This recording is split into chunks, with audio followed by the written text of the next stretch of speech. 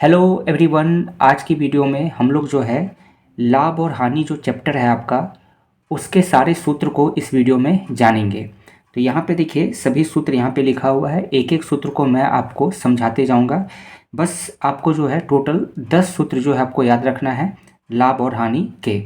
अब यहाँ पे देखिए कुछ टर्म आता है जो कि आपको जानना चाहिए, जैसे कि आपका यहाँ पे देखिए विक्रय मूल हो गया, क्रय मूल हो गया।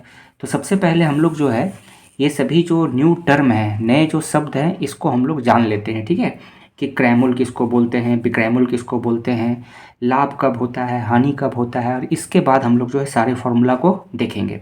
तो सबसे पहले देखते हैं क्रयमूल। देखिए क्रयमूल जिसको शॉर्ट में सीपी बोला जाता है, ठीक है, इंग्लिश में इसको कॉस्ट प्राइस बोला जाता है, COST, कॉस्ट प्राइस। क्रयमूल इसको इंग्लिश में क्या बोलते हैं, कॉस्ट प्राइस, और शॉर्ट में हम लोग इसको सीपी लिखते हैं, सीपी। ठीक है, तो क्रयमूल क्या होता है, जिस मूल्य पर कोई वस्तु खरीदी जाती है। ठीक है, आप कोई भी सामग्री जिस दाम पर, जिस प्राइस पर खरीदते हैं, वही आपका क्या हो जाएगा, क्रयमूल। जैसे ये कलम है, मैंने इसे 10 रुपये में खरीदा, तो क्रयमूल क्या हो जाएगा, 10 रुपया। ठीक है, बहुत ही आसान है। जिस मूल्य पर कोई वस्तु खरीदी जाती है उसे क्या बोलते हैं, क्रयमूल। ठीक है, कॉस्ट प्राइस। तो ये बार बार आएगा। दूसरा देखेंगे, अगला जानेंगे विक्रय मूल। विक्रय मूल जिसे इंग्लिश में कहते हैं सेलिंग प्राइस, सेलिंग प्राइस।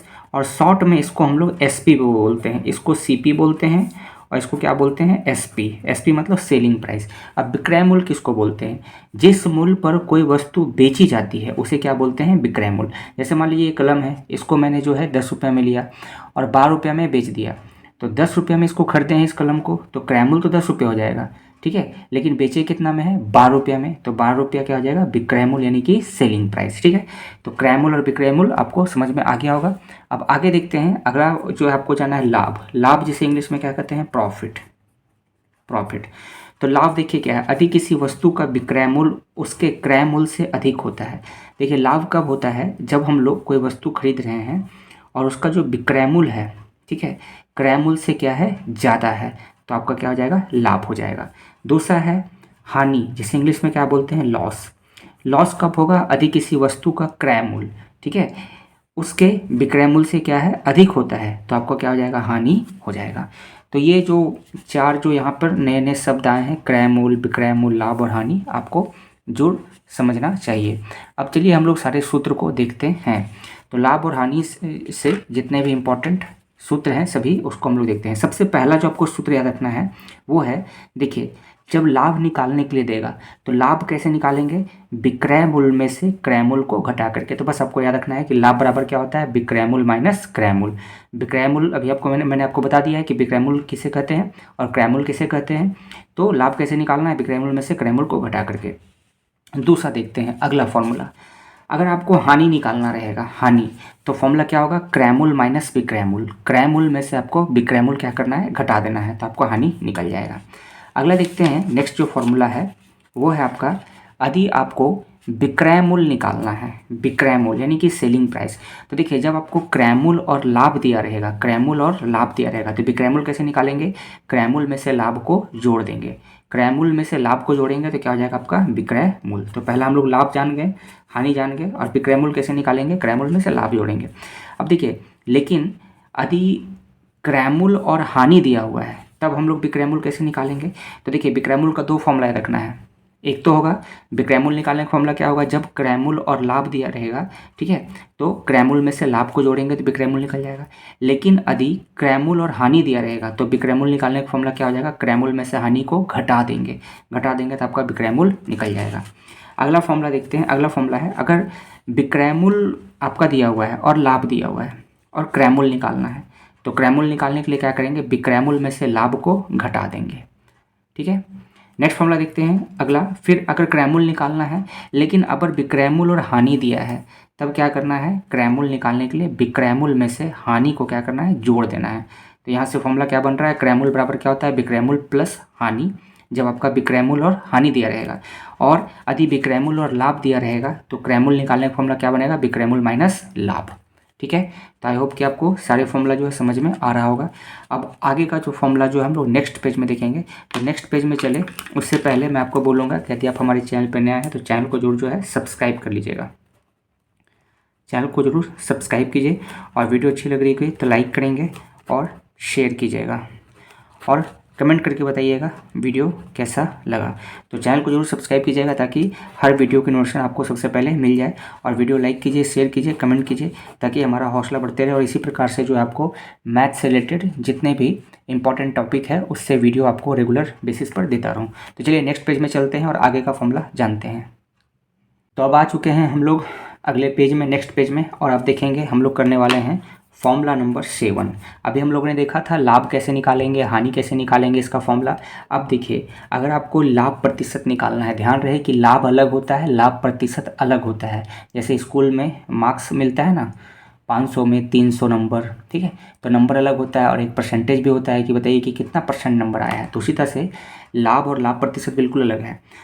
अगर लाभ प्रतिशत निकालने के लिए आपको बोलेगा लाभ प्रतिशत, तो इसका निकालने का फॉर्मूला होता है लाभ गुने 100 बटा क्रयमूल, ठीक है, याद रखना है। लाभ प्रतिशत निकालने का फॉर्मूला क्या होगा, लाभ गुने 100 बटा क्रयमूल।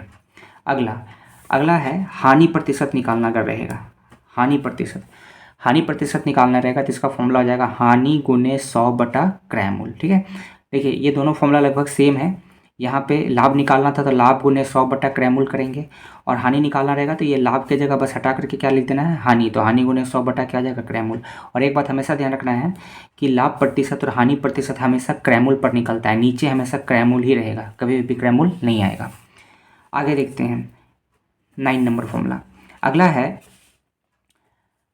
अगर मान लीजिए कि आपको जो है विक्रयमूल दिया हुआ है, ठीक है, और लाभ या हानि प्रतिशत दिया हुआ है और आपको क्रयमूल निकालने के लिए बोल रहा है। ध्यान से समझेंगे, अगर आपको क्रयमूल निकालना है, ठीक है, और क्या दिया हुआ है, विक्रयमूल दिया हुआ है और लाभ या फिर हानि प्रतिशत दिया हुआ है, तब कैसे निकालेंगे, तब इसका फॉर्मूला होगा, क्रयमूल निकालने का फॉर्मूला होगा विक्रयमूल गुने 100 बटा में, देखिए यदि लाभ होगा तो आपको लिखना है 100 प्लस लाभ प्रतिशत, ठीक है। और अगर मान लीजिए कि हानि दिया रहेगा तब क्या हो जाएगा, 100 माइनस लगाएंगे। देखिए यहाँ दोनों चिन्ह क्यों लिखा हुआ है, अगर मान लीजिए लाभ प्रतिशत दिया हुआ है तो फॉर्मूला क्या बन जाएगा, विक्रयमूल गुने 100 बटा 100 प्लस लाभ प्रतिशत, ठीक है।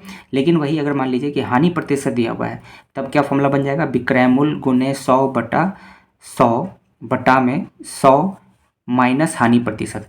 हानि प्रतिशत दिया रहेगा तो यहाँ पे 100 माइनस लगाना है, और लाभ प्रतिशत दिया रहेगा तो प्लस लगाना है। ये देखिए यहाँ ऑब्लिक का साइन दिया हुआ है, मतलब दोनों में से कोई एक ही लिखना है, ठीक है। इसको दो फॉर्मूला बनाते हैं, उसके जगह एक ही में हम कर दिए हैं यहाँ पे। तो क्रयमूल निकालना है और यदि लाभ प्रतिशत दिया हुआ है तो इसको बस छुपा देना है, इसको आप छुपा दीजिए, ठीक है। क्या फॉर्मूला बन जाएगा, क्रयमूल निकालना है जब विक्रयमूल और लाभ प्रतिशत दिया रहेगा तो फॉर्मूला बनेगा विक्रयमूल गुने 100 बटा 100 प्लस लाभ प्रतिशत, ठीक है। वहीं अगर हानि प्रतिशत दिया रहेगा तो ये माइनस वाला साइन लगाएंगे और लिख देंगे हानि प्रतिशत, ठीक है। चलिए आगे चलते हैं, अगला 10 नंबर फॉर्मूला हम लोग देखते हैं। 10 नंबर में है, मान लीजिए कि आपको यहाँ पे विक्रयमूल निकालना है, ठीक है, और क्रयमूल दिया हुआ है और हानि या लाभ प्रतिशत दिया हुआ है, तो फॉर्मूला ये बन जाएगा। देखिए दोनों फॉर्मूला एक ही है, एक आपको ये याद रखना है तो ये अपने आप को समझ में आ जाएगा।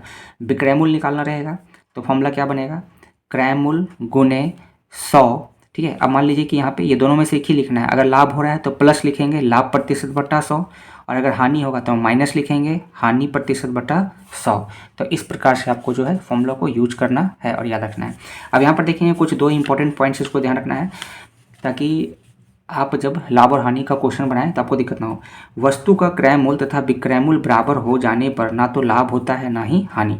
ध्यान रखना है, यदि मान लीजिए किसी वस्तु का जो है क्रय मूल्य यानी कि कॉस्ट प्राइस और विक्रय मूल्य यानी कि सेलिंग प्राइस, ये दोनों आपस में बराबर है तो उसे ना तो लाभ होगा ना हानि होगा। सिंपल सी बात है, जैसे ये पेन है, अगर इसको मैंने 10 रुपये में खरीदा है तो क्रय मूल्य तो हो गया 10 रुपया, और इसको यदि हम बेच देते हैं जा करके 10 रुपया में तो विक्रय मूल्य हो जाएगा 10 रुपया। तो दोनों तो सेम है, तो यहाँ पे क्या होगा, ना लाभ होगा ना हानि होगा। और अगला पॉइंट मैं ऑलरेडी यहाँ पर बता चुका हूँ कि लाभ प्रतिशत और हानि प्रतिशत जो होता है वो हमेशा किस पे निकलता है, क्रय मूल्य पर। वही बात यहाँ पे लिखा हुआ है कि जब भी आपको लाभ अथवा हानि का प्रतिशत निकालना रहेगा तो सदैव किस पे निकालेंगे, क्रय मूल्य पर ही ज्ञात होता है, ठीक है। तो यही था इस वीडियो में, इतना ही। आई होप कि आपको वीडियो अच्छा लगा होगा। तो यदि आप हमारे चैनल पर नए हैं तो चैनल को जो है जरूर सब्सक्राइब कर लीजिएगा ताकि हर वीडियो को नोटिफिकेशन आपको मिल जाए, और वीडियो लाइक कीजिएगा और शेयर कीजिएगा। वीडियो देखने के लिए थैंक यू। फिर मिलते हैं अगले वीडियो में।